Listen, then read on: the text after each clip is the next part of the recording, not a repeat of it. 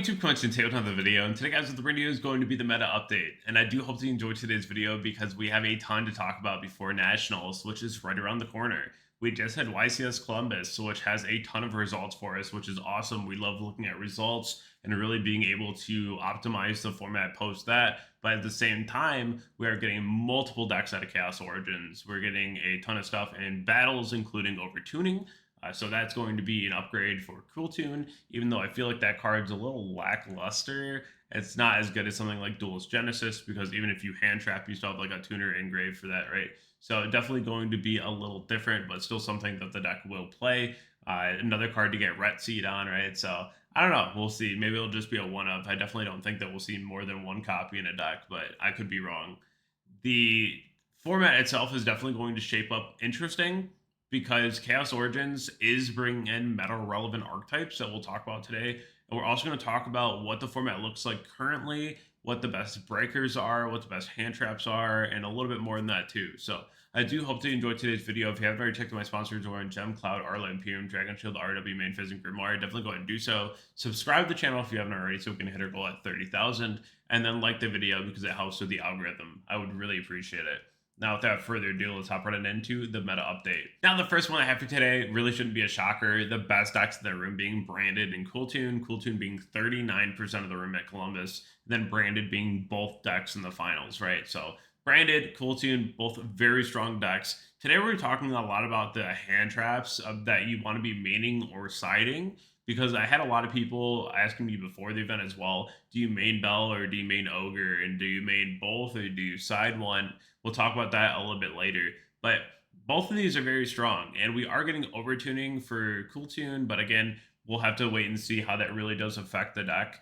But moving forward, we do have a lot more data into the builds that are being more optimized and ways to counter, and I'll be making separate videos on that too, on deck building and siding as far as dealing with the format.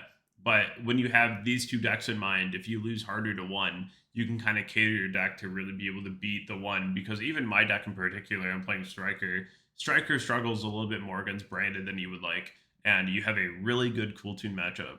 So that's something where I would be less afraid of playing as Cool Tune and cater my deck more to beat something like Branded, especially if it's really popular, because they just have so much recursion. You kind of just have to kill, right? So that's one thing where you're relying heavily on your OTK lines more so than your like grind game, because you can grind, but against Branded, it's a deck that you kind of want to KO fast because they can outgrind you, and that's a little scary. The next one's gonna be optimal choices for the format. You could play any of these decks and be fine, which is gonna be Striker, Doomsday, Elf Note, and Mitsurugi. Elf Note is definitely like the one that pops out to me as the dark horse. This deck is so cool. There's so many things that you can do in this deck. There's also the Rip 3 going first, which is just absurd.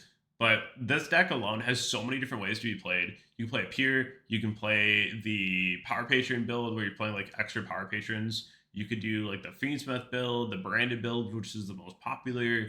You have so many different ways to play the deck, and it also beats cards like Crown. You know, there's just so many different nuances that I think are really important to talk about that a lot of people really aren't. And this is a deck that I feel like is going to end up being a lot more popular than it already is. And if you're looking for something fun to play, I think Elf Note is definitely where you want to be. Doomsday and Mitsurugi personally are very boring to me, and they're not really something that I find very interesting.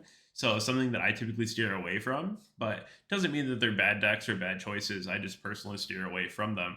But Striker, Elf Note, these are decks that I typically would play this format, just because I feel like they suit my playstyle a little bit more as well. Whereas Doomsday is basically like build a board and hope that it doesn't get broken. And then Mitsurugi is just like the droll minigame. Did you get drolled? No? Cool. You're probably fine. Did you get drolled? Scoop. And it's a little unfortunate. So definitely something where you kind of want to pick the deck that suits your own playstyle a little bit more. But for me, it'd be Striker or Elf Note. Now, as for sleeper picks, we have Vanquish Soul and Fairy Tail. Vanquish Soul didn't really get hurt. Noroi was a one-of, and it got banned, and nothing really changed. So having the card still for Vanquish Soul, if you want to play this deck, still very good. It also has a ridiculous matchup into Cool Tune. So definitely something that I would highly consider. Still a huge sleeper right now. Not super heavily played, but at the same point, it really could come back with a vengeance. The other one being Fairy Tale. I know that we didn't get Vray. I believe that's how you pronounce it. But I'm sure that it'll get announced at some point. Unfortunately, we have cards like Chameleon Guru that got announced in the OCG and didn't come to the TCG for 2 years after. So let's hope that that doesn't happen. But Fairy Tale is a deck that definitely has a lot of opportunities in the format and definitely has a lot of room to grow into different variants and builds and optimization. So this is going to be something that we see for a long time. And I do hope that somebody finally figures it out. Not necessarily the deck that I'm playing, maybe at some point, but that's still something that I deem as a sleeper. And when I play against it, it's something that I do take seriously. That's something where I actually have to like sit up, read the cards, make sure that I don't get put in a position where I just like auto die, right? So definitely something to keep in mind. The next one here is me budget. So Enneacraft is a horrendous deck to play against, but it's really cheap. A Tori Mars are $5.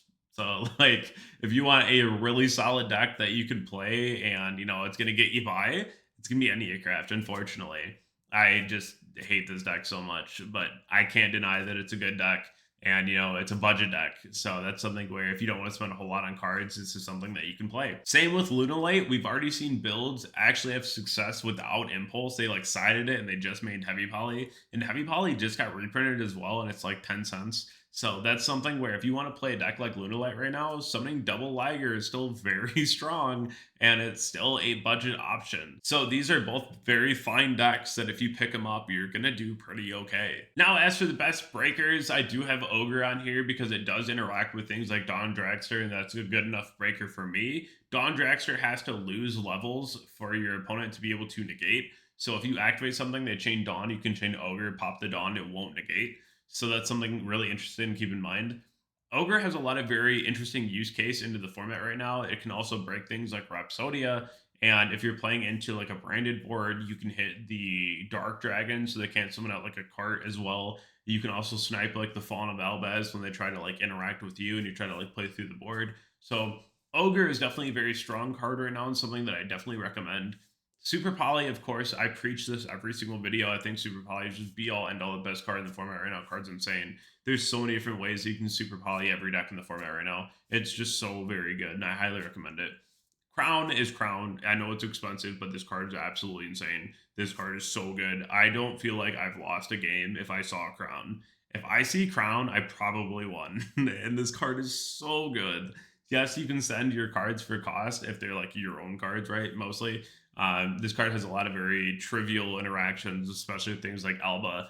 But at the same time, this card is just like crazy. This is a card that should be a 3 of in your main or your side if you're going to play it. I'm personally maining this card, and I think that if you are going to play it, you should main it. But this card is absolutely absurd. And just to be paired with something like Droplet, of course, Droplet is just be all end all the best. And, this is a very budget friendly card too that's also extremely strong. And we don't really hear those two things in the same sentence very often. So, it's something that you definitely want to keep in mind. Droplet being able to dodge just so many hot red esque effects this format, including things like RS. This is something that you definitely want to keep in mind, and it's a very, very strong card. I heavily recommend playing it. Now, when we talk about maining or siding hand traps, there's a couple that come to mind, things like Ogre, Bell, Droll, Nibiru. So just to get the first one out of the way, Droll should be a 2 of in your main deck at all times right now. If you're playing against the Cool Tune deck and they go like normal Rico, add you Droll them, it's going to be really rough on your opponent to play the game. So that's something that you really want to keep in mind. This card is absolutely absurd. It's very, very strong. There's also a lot of times where your opponent's opening 4 hand traps in a starter. Sometimes it's like Rotary Harmonia. They go into Visas and they add like their 1 quick play. You draw them. They can chain the quick play, but it's not really going to do them a whole lot, right? They can get to like Q. They can like normal Q summon, and they're still in a very awkward spot. They can go for like a remix line, but it's still not going to be the greatest. So definitely something that you want to keep in mind. Droll is really strong. I also would main Bell over Ogre because Bell hits more. Droll doesn't really hit branded, which is unfortunate, but it's still good enough to hit things like Cool Tune. Ogre literally does not hit Cool Tune at all. And Droll still like semi hits branded, where Ogre just doesn't do anything. And Bell is really good in shoot Cool Tune and branded and other decks in the format right now.